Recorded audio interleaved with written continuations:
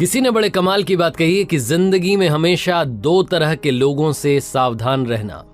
पहले वो जो आप में वो कमी बताएं जो आप में है ही नहीं, और दूसरे वो जो आप में वो खूबी बताएं जो आप में है ही नहीं। हाय गाइस, मेरा नाम है आरजे कार्तिक। एक छोटी सी कहानी, ये कहानी एक राजा की जिसके कोई संतान नहीं थी, उत्तराधिकारी नहीं चुन पा रहा था, बूढ़ा हो चला था और अब जरूरत थी इस राज्य को अगला राजा देने की। अपने मंत्रियों से बात की तो उन्होंने बताया कि सर आप किसी को अडॉप्ट कर लीजिए। किसी ने कहा कि महाराजा साहब आप तो किसी को अडॉप्ट करने के बजाय किसी को भी आपकी पसंद से चुन करके किसी भी मंत्री को राजा बना दीजिए। राजा को ये सब समझ में नहीं आ रहा था। किसी ने उससे कहा कि कंपटीशन रखवा लीजिए। ये सुझाव उसे थोड़ा ठीक लगा तो उसने कहा कि काम करते हैं, किसी भी तरीके की कोई कंपटीशन नहीं होगी, सिंपल इंटरव्यू होगा। जो भी आएगा मुझसे बात करेगा और मैं बात करके पहचान लूंगा कि क्या वो अगला राजा बनने के लायक है या नहीं है। फिर किसी ने कहा कि काम करते हैं, इसमें आप क्राइटेरिया डाल दीजिए कि इस टाइप के लोग ही आ सकते हैं। तो राजा ने कहा नहीं, कोई भी आ सकता है, किसी भी उम्र का व्यक्ति आ सकता है और आकर के अगले राजा के लिए इंटरव्यू दे सकता है। अब ये जो साक्षात्कार वाली बात थी ये फैली पूरे राज्य में, धीरे धीरे लोगों को मालूम चला, गांव में पहुंची, कस्बों में पहुंची, शहरों में पहुंची, तो सब तरह के लोग वहां पहुंचने लगे राजमहल में। एक छोटा सा गांव था, वहां एक लड़का किसानी करता था, खेती करता था। उसे जब ये बात मालूम चली तो उसने अपने फादर को बोला कि मुझे भी जाकर के एक बार इंटरव्यू देना है। तो उसके फादर ने कहा कि देख लो, मुझे नहीं लगता कि कुछ हो पाएगा। तो उस लड़के ने कहा एक बार कोशिश करता हूँ। लड़के के घर वालों ने उसको हाँ कह दी। अब वो तैयार था अगले दिन इंटरव्यू पर जाने के लिए, लेकिन सवाल ये था कि उसके पास में ढंग के कपड़े नहीं थे।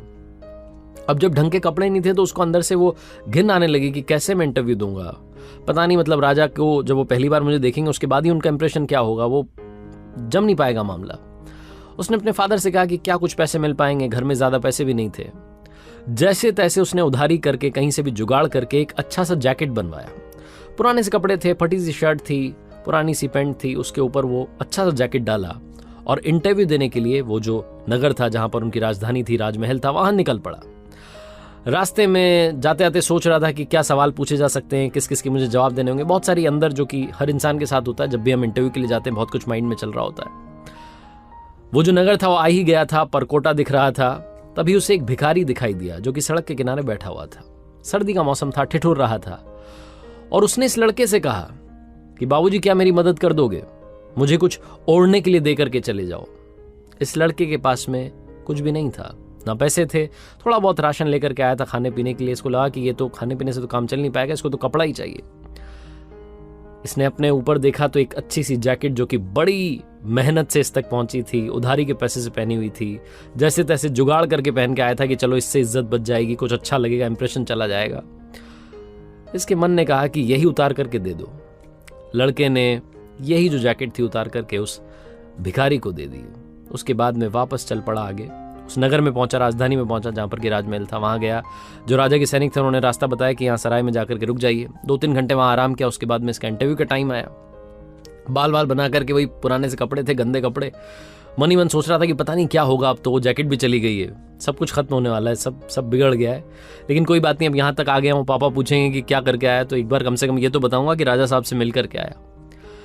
तो राजा के कक्ष में पहुंचा, वहां राजा नहीं था। थोड़ी देर के बाद में राजा आया और जैसे ही राजा आया, ये लड़का जो था इसके पैरों के नीचे से जमीन खिसक गई। इसे समझ नहीं आया कि ये क्या हो गया है। वो जो राजा था वो वही भिखारी था जो कि थोड़ी देर पहले मिला था रास्ते में और जिसने इसका वो जो अनमोल जैकेट था वो ले लिया था। वो एक अच्छा सा कपड़ा जो पहन के आया था वो भी उसने ले लिया था। अब इससे बोला नहीं जा रहा था, समझ नहीं पा रहा था कि क्या रिएक्शन दूं। तो इसने बस ऐसे इशारों में पूछा कि क्या आप वही हैं जो मिले थे। तो राजा ने कहा कि हाँ, मैं वही भिखारी हूं जो थोड़ी देर पहले तुम्हें मिला था। अब इसके अंदर थोड़ी हिम्मत आई। इसने पूछा कि आपने मेरे साथ क्यों किया, ये कौन सी परीक्षा आप ले रहे थे, ये क्या तरीका है, मेरे पास में एक ही जैकेट थी वो भी आपने ले ली और अब आप ही यहाँ पर राजा बनकर बैठे, आप ही राजा हैं। मुझे तो समझ ही नहीं आ रहा कि मैं क्या बोलूं। राजा ने बोला कि परेशान मत रहो, अगर मैं राजा बन के सबसे पहले तुम्हारे सामने आता तो मैं जो बोलता वो तुम कर देते, तुम दुनिया का हर काम कर देते मुझे इंप्रेस करने के लिए और अगला राजा बनने के लिए।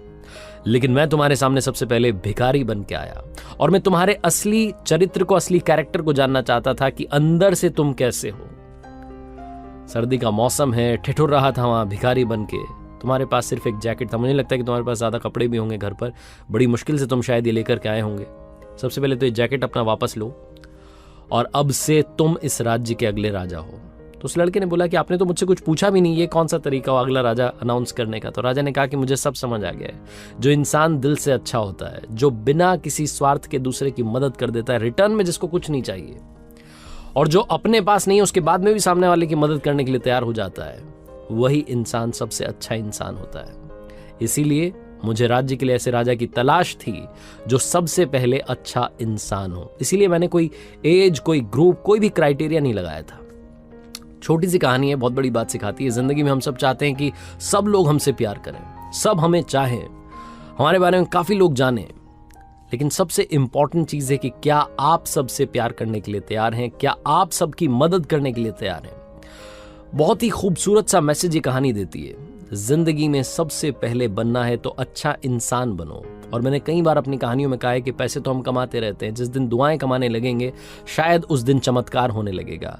और वो जो कहते हैं ना कि 1% जो है वो बस 1% से रह गए, वो 1% वाली जो कमी है वो दूर हो जाएगी और शायद आप मंजिल के पास पहुंच करके वहां पहुंच भी जाओगे और झंडा बुलंद कर दोगे। आरजे कार्तिक हमेशा आपसे कहता है, कर दिखाओ कुछ ऐसा कि दुनिया करना चाहे आपके जैसा। याद रखिए, हर सोमवार सुबह 9:30 बजे मेरे YouTube चैनल पर, इंस्टाग्राम हैंडल पर, फेसबुक पेज पर देखिए एक